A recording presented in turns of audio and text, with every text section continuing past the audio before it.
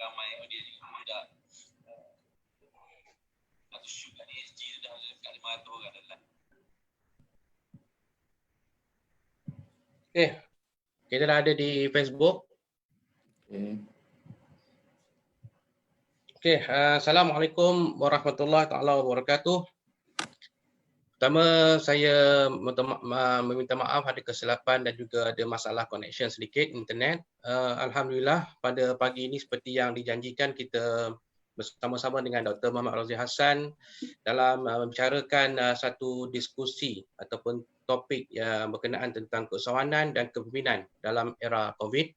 Sebelum itu ingin saya perkenalkan dulu Dr. Muhammad Rozzi Hassan merupakan CEO kepada UMP Advanced Education dan merupakan penulis kepada buku Memimpin yang Terpimpin yang telah kita terbitkan bersama dengan kerjasama AKAP baru-baru ini. Jadi mungkin pada pagi ini selama 40 minit kita nak memberi ruang, memberi peluang kepada Dr. Rozzi untuk membincangkan sedikit tentang takrif ataupun tentang apa yang telah terjadi pada hari ini setelah COVID melanda dunia dan apa kesannya kepada keusahawanan dan kepimpinan dalam era sekarang. Mungkin doktor boleh berikan sedikit pendahuluan dulu. Okey, bismillahirrahmanirrahim. Assalamualaikum warahmatullahi taala wabarakatuh. Terima kasih Coach Azli dan juga rakan-rakan yang bersama kita pada pagi ini. Kita tak pernah menyangka bahawa kita lalui sampai peringkat ini. Kita katakan ini adalah krisis segala krisis selepas Perang Dunia Kedua mungkinnya. Pandemik COVID ini telah mengorbankan, sehingga statistik pagi ini telah mengorbankan sebanyak 260,000 di seluruh dunia, dan angka yang positif penyakit ini telah cecah kepada 3 juta. So sebetulnya kita kena menerima bahawa apa yang berlaku ini telah menjejaskan kita punya kehidupan dan telah membentuk satu norma baru, dan hari-hari kita menyebut tentang norma baru. Apa yang jelas selepas pasca COVID ini akan membentuk norma baru, baik daripada segi pengurusan, pentadbiran kerajaan, syarikat, organisasi, pergaulan sosial, pembangunan keluarga dan perubahan rutin kehidupan kita. Maksudnya di sini dia melibatkan perubahan segala aktiviti dan tabiat kita serta perubahan standard dan juga tanda aras yang baru.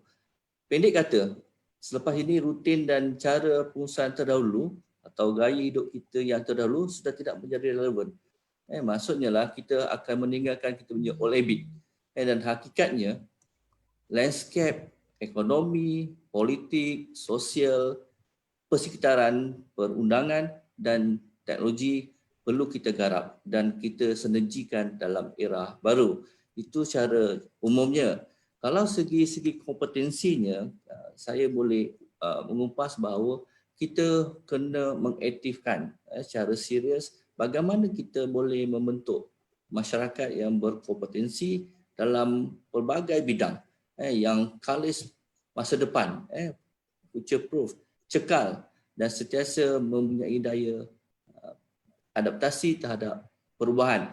Dalam erti kata pendeknya, saya boleh memberi fokus pada kompetensi pada masa akan. Saya corakkan kepada 4C. Yang pertama adalah kita kena ada C, critical thinking and problem solving. Itu yang pertama. Yang kedua, kita kena ada skill communication. Yang ketiga adalah kita kena ada skill collaboration, dan yang keempat kita kena ada skill creativity. Namun mendepani cabaran pada masa akan datang, kita bukan berhadapan dengan cabaran COVID saja, tapi kita juga akan berhadapan dengan cabaran ekonomi dan juga cabaran kemanusiaan. So saya meletakkan C yang baru, iaitu C core value atau nilai trust. Bila dalam keadaan krisis, kadang-kadang kita melupakan nilai-nilai kemanusiaan, nilai trust manusia, dan hujungnya nanti kita nak membentuk anak-anak kita pada masyarakat mempunyai nilai kemanusiaan, cinta, kebahagiaan dan saling menghormati dalam menggapai atau mencapai apa-apa target dan juga cita-cita. Dan kita nak masyarakat kita boleh berfikir, bertindak dan membuat keputusan setiap hari dengan pantas dan cepat. Okey. Panjang lebar Dr. Rozi memperincikan tentang apa yang akan kita hadapi, apa yang akan kita tangani bersama khususnya selepas era COVID-19 ini. Soalan yang kedua ya Dr. Rozi yang mungkin berada dalam pemikiran ramai pekerja, sama ada industri, sama ada kaki tangan awam, iaitu sejauh mana khususnya penjawat awam, pemain industri, pekerja-pekerja swasta boleh menyesuaikan diri dalam keadaan ataupun dengan suasana era COVID-19 ni. Bagaimana kita boleh menyesuaikan diri? Apa yang perlu tindakan ataupun tindakan proaktif yang perlu kita lakukan? Okey, saya boleh memberi analogi kepada 3 segmen pemimpin organisasi. Satu, pemimpin keluarga. Pemimpin keluarga tentulah memikirkan tentang mencari pendapatan dan keselamatan keluarga. Kedua adalah pemimpin organisasi yang bukan bersifat profit. Mereka memastikan kerja boleh berjalan dengan baik, semua staf dalam keadaan sihat dan sejahtera dan sedikit pengawalan terhadap kewangan. Kluster yang ketiga mungkin adalah pemimpin-pemimpin perniagaan. Mahu tak mahu, mereka kena fikir lebih sikit. Bukan saja memikir tentang keselamatan keluarga mereka, mereka juga kena fikir tentang kelestarian penjagaan. Dan hujungnya nanti, tak pasal-pasal saya kata, mereka juga kena fikir tentang staf mereka punya keselamatan, staf mereka punya peluang untuk mendapat pendapatan.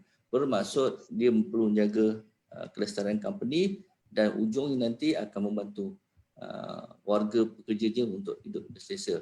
Untuk mendapati pada masa akan datang, company atau organisasi perlu, saya klusterkan 3 inisiatif atau 3 tindakan strategik yang boleh dibuat oleh company. Yang pertama, kita namakan sebagai pengurusan data dan juga pembangunan kapasiti. Di bawah kluster ini, kita pemimpin organisasi perlu menyampaikan atau memiliki segala maklumat atau data-data yang signifikan dan sentiasa peka untuk mendapatkan apa juga informasi yang terbaru. Dengan informasi ini kita boleh merangka strategi untuk akan datang. Kalau kita tidak ada maklumat itu, sukarlah untuk kita nak berjangka apa akan berlaku pada masa akan datang. Dan sudah semestinya kita gagal untuk merangka strategi. Okey, yang keduanya dalam kluster tadi adalah kita kena susun balik kita punya warga kerja. Maksudnya adalah kalau kita nak berubah kepada new norm, permintaan, demand kepada kompetensi pun juga telah berubah. Apa yang kita ada hari ini, kekuatan kita misalnya, kemahiran kita misalnya, kemungkinan tidak perlu pada masa akan datang sebab perubahan struktur pekerjaan itu juga telah berlaku. Contoh hari ini, kalau biasanya wawancara ke diskusi boleh dibuat cara live pada masa yang sama, 2-3 panel duduk sama-sama. Tapi kali ini tidak. 2 keadaan berasingan tapi dia bawa platform yang sama. So kalau kita tidak ada kemahiran teknikal segi IT ataupun yang sifatnya begini, dia sukar untuk kita berkarya. Itu sudah semestinya. Kita kena susun balik kita punya staff. Ada yang relevan, ada yang tidak relevan. Ada yang kita kena reskill dan ada yang kita kena repositionkan mereka. So seharusnya kita kena pastikan bahawa kita relevan dalam sama ada dalam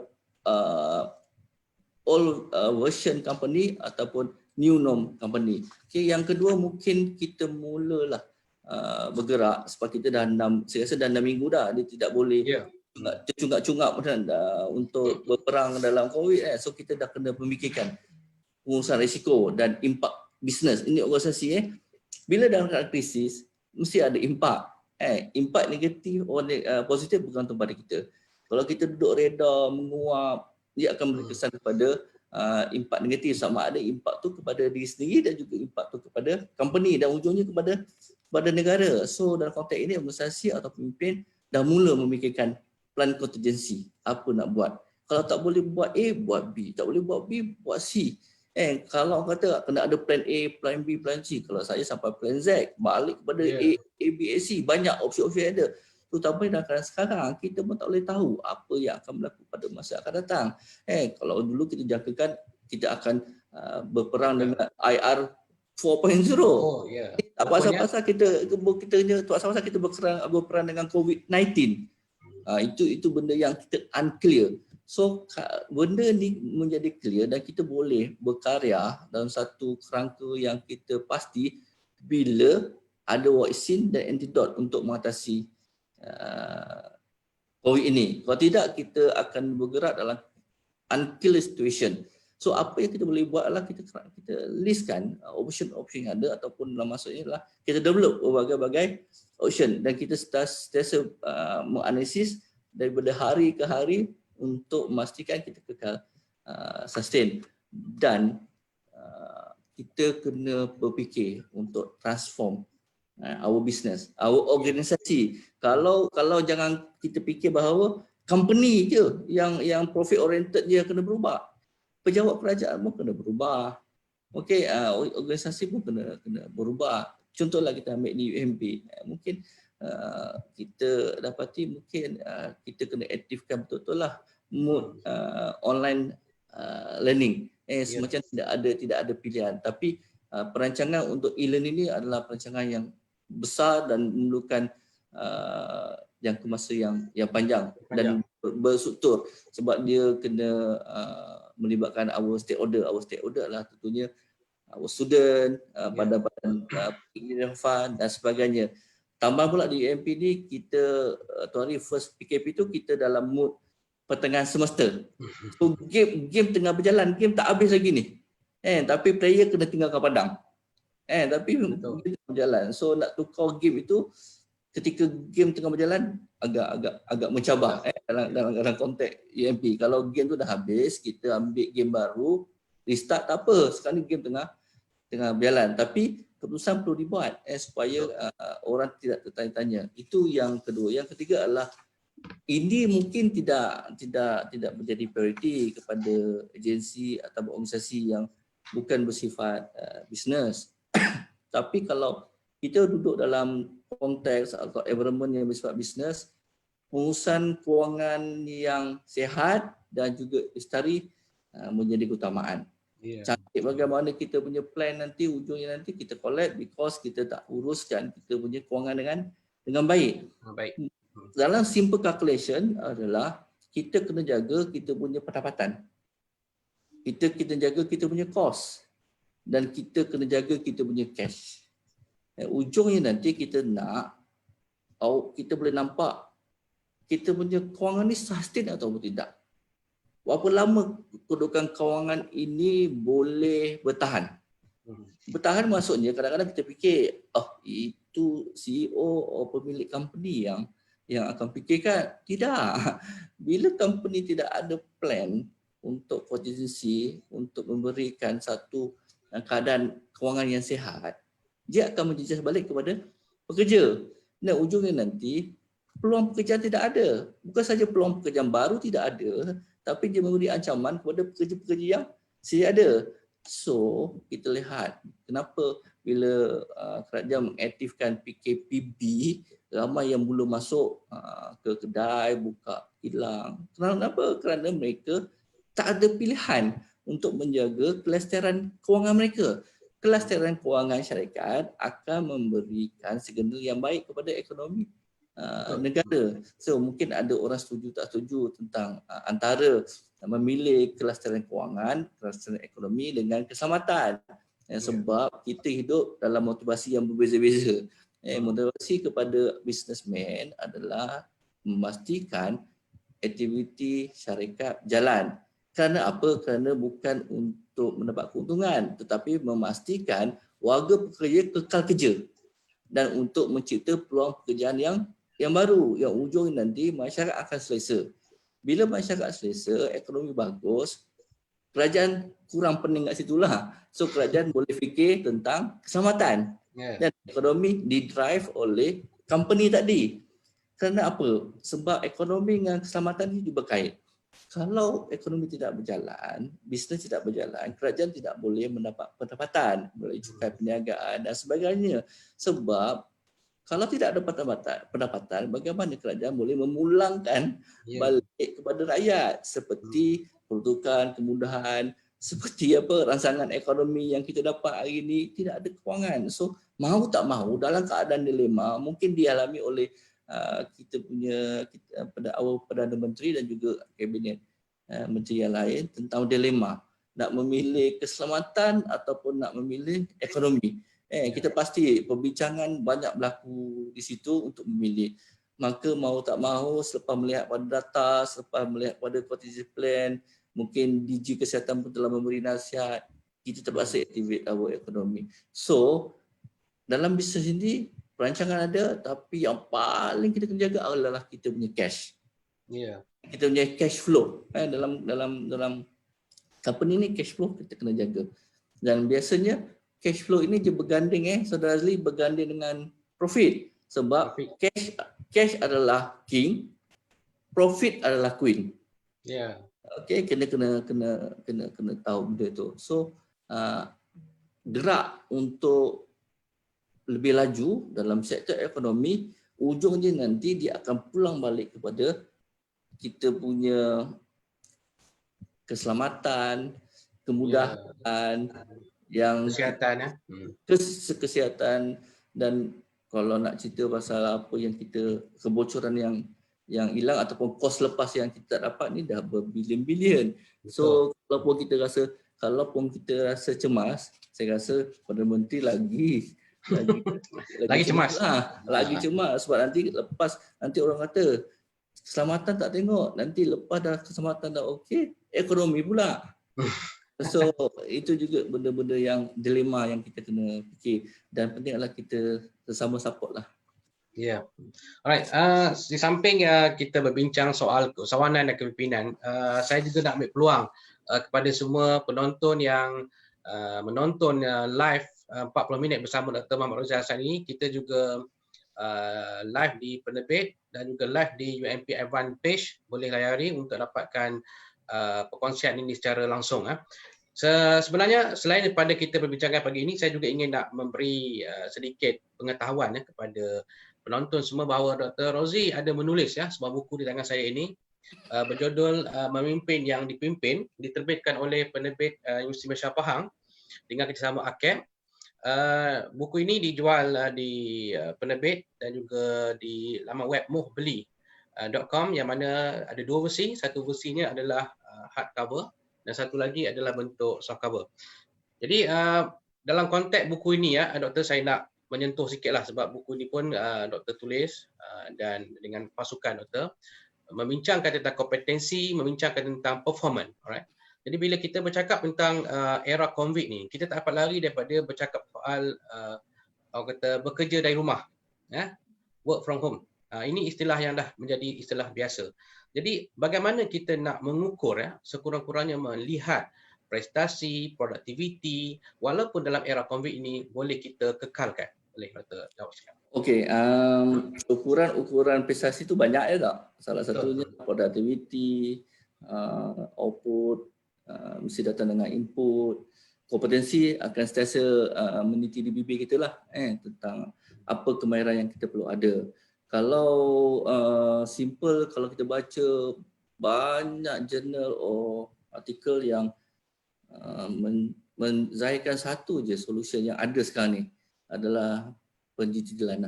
Kita kena memetabatkan penjitilan.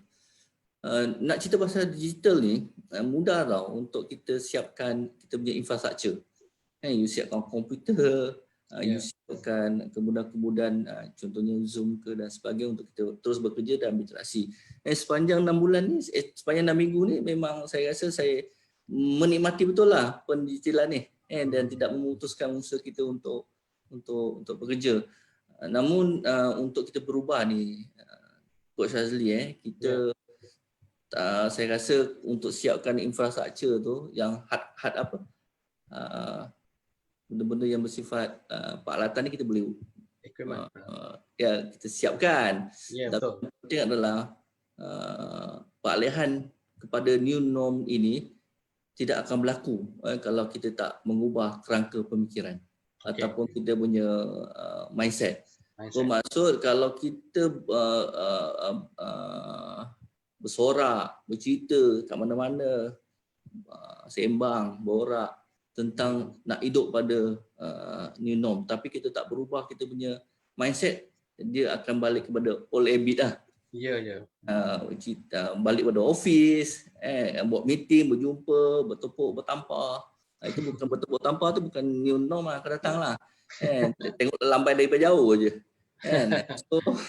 So pada saya, kalau nak cerita pasal mindset ni, Saudara Azli, saya boleh kategorikan sebagai dua kita punya kerangka mindset. Yang pertama adalah kerangka fikir yang malah ataupun mindset, fixed mindset. Apa dimaksudkan dengan fixed mindset adalah orang yang duduk jadi pak turut. Suka bertangguh, tidak gemar untuk meneroka benda yang baru. Saya suka usik kawan-kawan lah, bermalas-malasan, bermuap-muapan dan tidak mahu memikirkan cabaran dan halangan yang perlu ditempuhi pada masa depan. Kerana mereka ni sebenarnya dah selesa duduk lah. Selesa duduk, selesa tidur dah dekat zon kita. Mereka ni adalah dalam kategori yang dia punya kerangka pemikiran dah malah dah. Malah aku je tak berubah dah. Tak boleh nak usik dah. Nak ketuk tukar kat kepala memang tak ada. Main setting dia dah gitu. Kemudian adalah kerangka kedua adalah kerangka fikir yang dinamik atau growth mindset. Ini yang orang-orang ni yang punya kerangka ni yang boleh survive dalam new norm. Bukan new norm lah. Boleh survive kat mana-mana. Hantar campak dekat laut pun dia boleh survive. Orang yang punya kerangka fikir yang dinamik ni. Dia berbeza dengan yang tadi dan pada mereka yang mempunyai pemikiran ini, dia sentiasa tabah dan mempunyai daya tahan yang tinggi. Itu ya kata campak dekat laut je boleh gagah lagi, boleh keluar kan.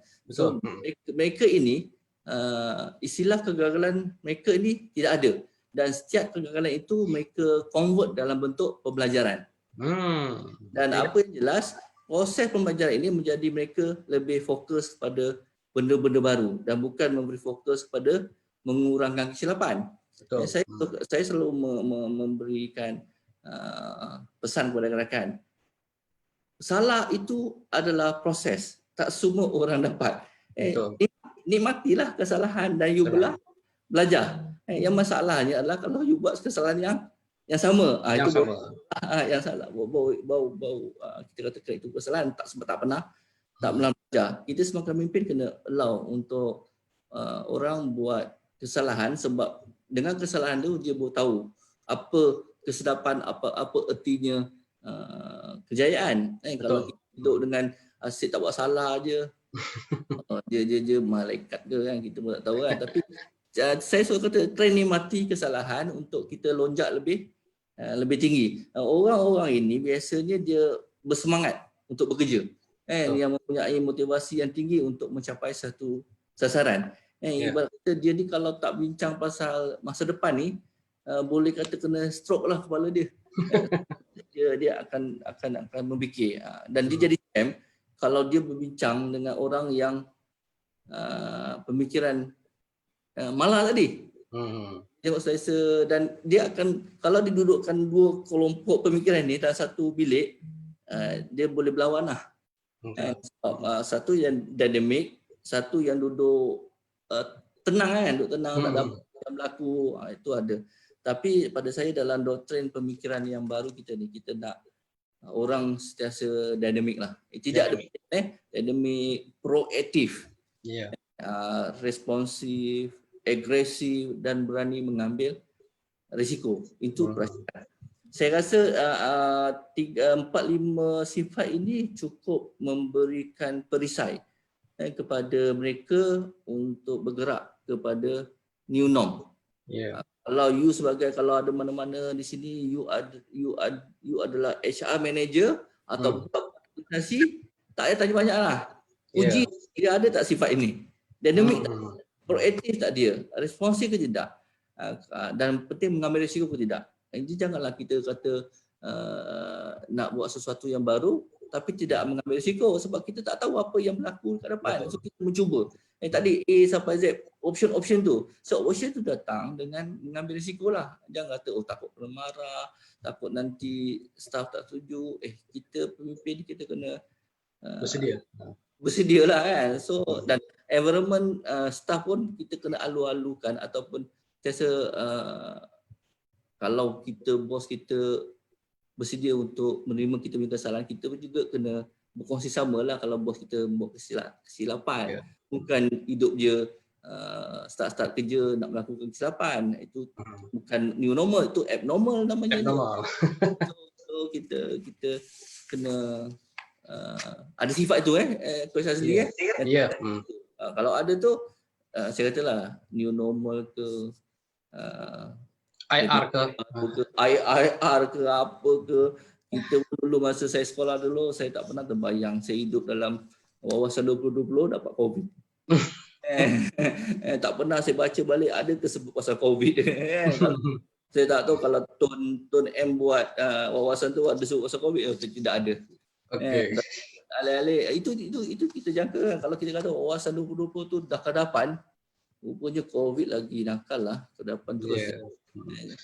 Okey doktor, kita ada lebih kurang dalam 5 minit lagi sebelum kita mengakhiri perbicaraan kita pada pagi ini. Ingin kalau boleh doktor sentuh sikitlah tentang buku sempena kita MAPIM ada mengadakan karnival buku ilmiah dalam talian. Mungkin dapat sikit doktor beri sikit pendahuluan dan juga ulasan buku yang telah diterbitkan ini. Boleh sedikit doktor? Okey. Buku ini kita buat ataupun kita bangunkan bersama rakan-rakan daripada universiti awam yang lain dengan kerjasama ACAP. ACAP ni Akademik Kepimpinan Pendidikan Tinggi yang di bawah kementerian. So mereka ACAP ni berfungsi untuk membangunkan talent-talent, membangunkan bakat-bakat baru di universiti UA lah, universiti awam. Dan buku ini ditulis bersama dengan rakan-rakan daripada UTM, daripada ACAP, daripada UNIZA dan rakan-rakan saya di UMP. Dia menceritakan tentang keperluan kompetensi ataupun kompetensi yang perlu ada di kalangan pengurusan ataupun bakat-bakat yang berada di UA. Sama ada kompetensi yang perlu ada pada hari ini ataupun kompetensi yang perlu ada di masa akan datang. Bila saudara Azli saya buat buku ni, kita hanya mengambil future kompetensi ataupun future skill untuk akan datang. So kita tak sangka pula yang akan ada COVID kan. So saya, adakah buku itu relevan? Buku itu kekal relevan sebab sifatnya kita buat tu sifatnya very dynamic. Dan mungkin nanti satu hari nanti kita akan tambah baik buku itu. Betul. Dengan membuat satu chapter yang baru, saudara Azli. Kompetensi era COVID. Itu lagi menarik untuk kita diskusikan, bincangkan mungkin akan siri-siri akan datang. InsyaAllah. So doktor. Kita sebelum kita mengakhiri perbincangan kita, mungkin seminit doktor, kesimpulan boleh kita rungkaikan ataupun kita simpulkan dalam perbincangan kita sejak pada pukul 10.30 tadi.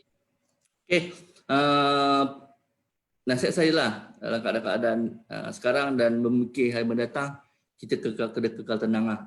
Tenang tu boleh menyebabkan kita banyak boleh fikir ni. Kita kena yakin apa yang kita buat ni mesti membuahkan hasil. Dan kita kena berkomunikasi. Berkomunikasi tu maksudnya kena bincang dengan orang lah. Dapatkan bawa pandangan daripada our stakeholder dan jangan mengedepikan pandangan daripada rakan-rakan dan juga orang bawahan kita. Sebab mereka juga adalah kadang-kadang idea dia kadang lebih praktikal daripada kita ni yang duduk atas ni. Dan kerjasama ni memang kena, tidak ada sekarang ni, tidak ada tuding menuding ni. Semua kena bekerjasama. Ibarat kata dalam satu kapal yang besar ni, kalau semua nak bergadik, last kali semua karam. Yang komuniti ni kena kuat dengan kejiranan, tanya khabar dan sebagainya. Dan paling penting ni saudara Azli, kasih sayang lah. Kasih sayang. Jangan duk dalam baca-baca Facebook ke, duk taruh situ, taruh sini. Macam kita dah diberikan, Allah dah bagikan satu peristiwa COVID, tapi kasih sayang ni macam tak ada pula kan. Tak sifat orang ayat-ayat. So kena hidupkan kasih sayang lah kan. Rasa take care. Dan 3 SOP yang diberi oleh kementerian. Saya ingatkan kementerian adalah satu adalah kita kena elakkanlah crowd place ni. Kawasan yang sesak. Janganlah masa ni lah, masa tu nak pergi shopping komplek ke apa, kurangkanlah. Kalau nak pergi-pergi cari awal-awal sikit tu kan. Kedua adalah confined space, kawasan yang terkurung. Sempit lah kan. Dan ketiga adalah close conversation berturut dalam keadaan jarak yang dekat. Itulah kita kata kita tidak pilihan kalau kita tidak berubah, dunia tidak akan tunggu kita. Sama ada kita hidup dalam dunia yang baru ataupun dunia dengan kita atau kita yang mendengar dunia. Okey, terima kasih. Terima kasih Dr. Rozi. Saya sekali lagi mengucapkan ribuan terima kasih atas kesudian Dr. yang dapat bersama-sama kita pada pagi ini selama 40 minit. Dan kepada semua penonton yang ada, saya ucapkan terima kasih kerana sudi menonton siaran kita secara live. Dan jangan lupa besok ada satu lagi 40 minit bersama dengan Encik Azman Abdul Rahim, Ketua Persakawan UMP. Kita akan bincangkan tajuk diskusi kita pengurusan ilmu era COVID-19. Dari segi aspek library, bagaimana mereka melihat. Esok pukul 10.30 waktu yang sama, jangan lupa kita kembali dengan 40 minit, siaran 40 minit bersama. Okey, saya ucapkan terima kasih Dr. Muhammad Hassan sekali lagi dan mohon ampun dan maaf ada kesilapan dan selamat berpuasa dan selamat Hari Raya. Maaf saya batin. Selamat Hari Raya dulu. Terima kasih. Terima kasih.